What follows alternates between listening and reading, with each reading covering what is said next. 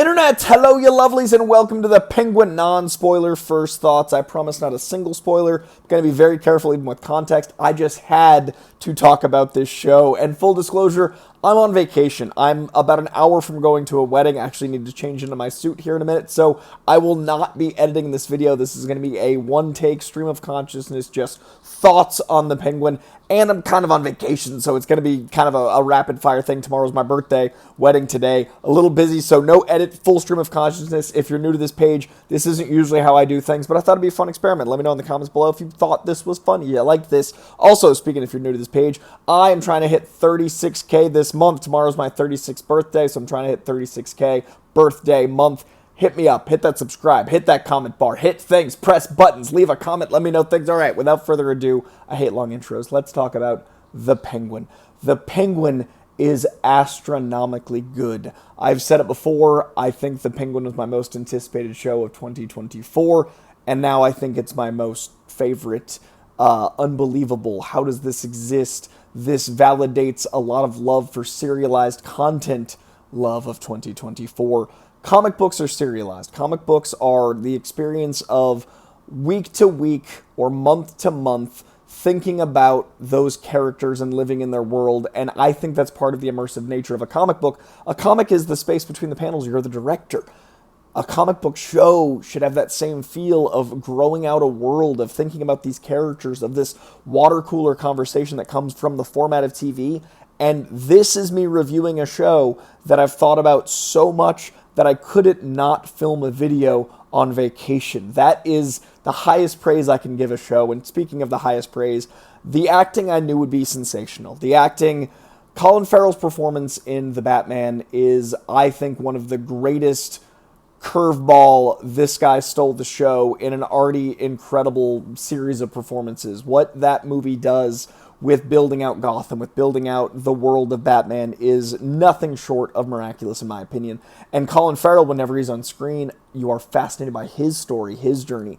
This show dives right into that, while also building out Gotham, while also growing the lore and the world and everything that feels like what this Elseworld in DC Comics is. And while we're on the Elseworld concept, I'm so glad that I'm not thinking about anything outside of Gotham in this show. The amount I care about Gotham because of this show and because of Matt Reeves' movie is so much so that I wouldn't want to imagine what it'd be like for Superman to land there, or a guy with a green ring fly by, or what Themyscira's up to this time of year. I wouldn't want to personally have that as the back of my head, because the real grounded, gritty, this could exist nature of Gotham is, I feel like I could visit there because of this show, but I would never want to because of this show. It feels like a real, tangible place, and that is thanks to it feeling so real that it doesn't quite fit into the greater DC mythos, and that's like a lot of good comic books.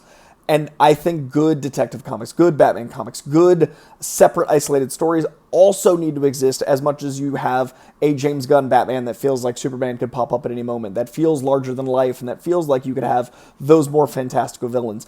The Penguin is the most grounded villain possible. Colin Farrell's performance here, and this is where I'm avoiding being hyperbolic, and I do want to make it clear that I've never said this before.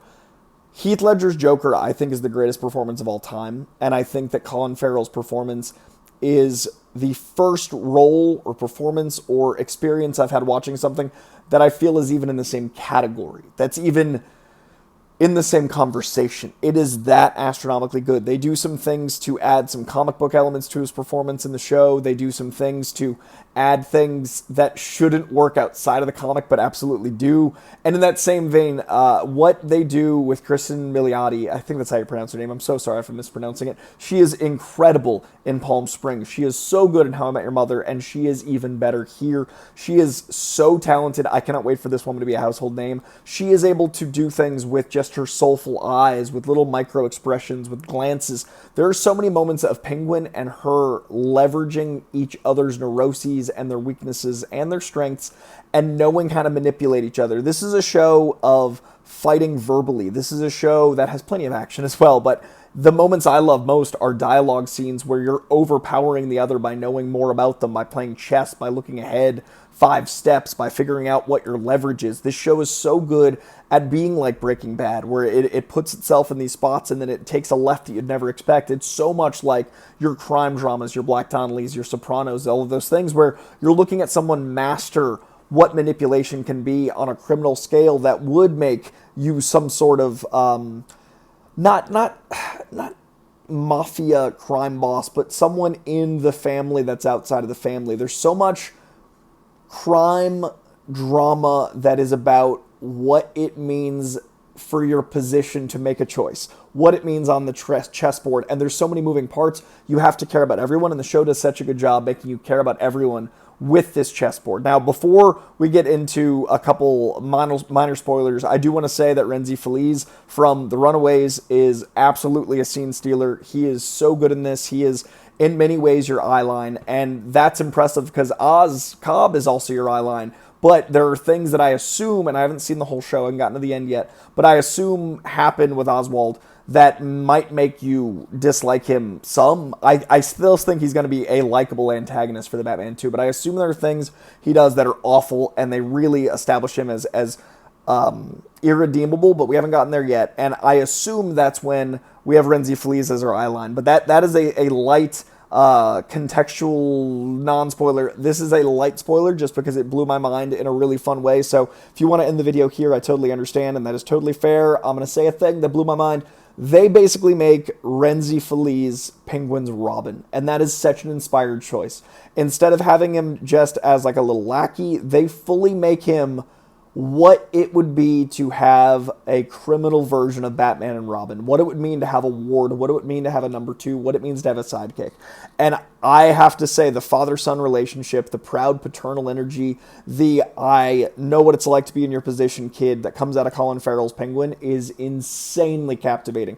The scenes between the two of them are so powerful and special because it not only paints a deeper picture of Penguin because you see all of his insecurities, but you also see all of his strengths. You see all of his, I want to care. I wish I had a figure like me in my childhood. I wish I could have done this for someone else earlier. I wish someone had done this for me earlier, is the character, but they do it through Rhenzy having Robin's origin. There is a literal rim stealing scene, and then at one point later in the season he's wearing like a deep red with a green backpack, and it looks like just a dash of Robin colors. It is absolutely inspired.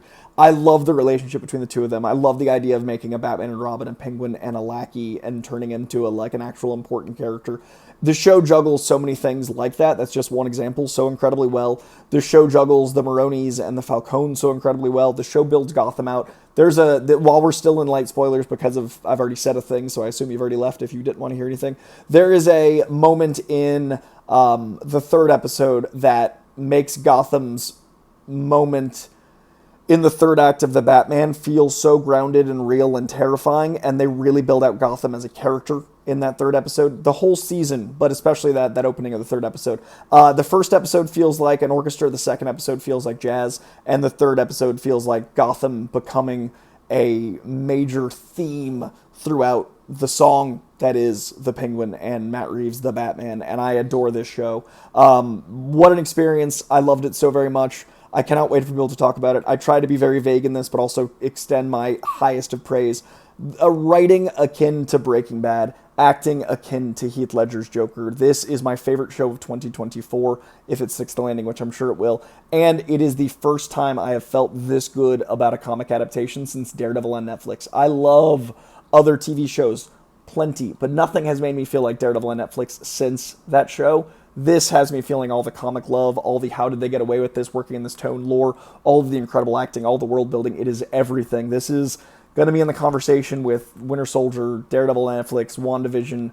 It is astronomically good. And I hope you enjoyed this review. This was a single take stream of consciousness. This was actually my second take. I misspoke in the intro of one. This is literally the second take, and I just wanted to talk for a few minutes and share you guys my thoughts. So if you like this sort of thing, let me know. Leave a comment below. If you like movies and comic books and reviews and news, hit that subscribe bell if you haven't. Really trying to hit that 36K. And if you're excited for Penguin, let me know in the comments below. I just want to have a conversation like in the back of a comic store. Appreciate you guys. Hope you dug this. I'll see you soon. Penguin drops on the 19th. If this video does well, and probably no matter what, but especially if this video does well, going to do week-to-week reviews, and I'll be reacting to it in its entirety over at The Real Rejects. So keep an eye on all of that stuff. Much love to you guys. I appreciate each and every one of you. Thank you for being on my page. I'll talk to you soon. Bye-bye.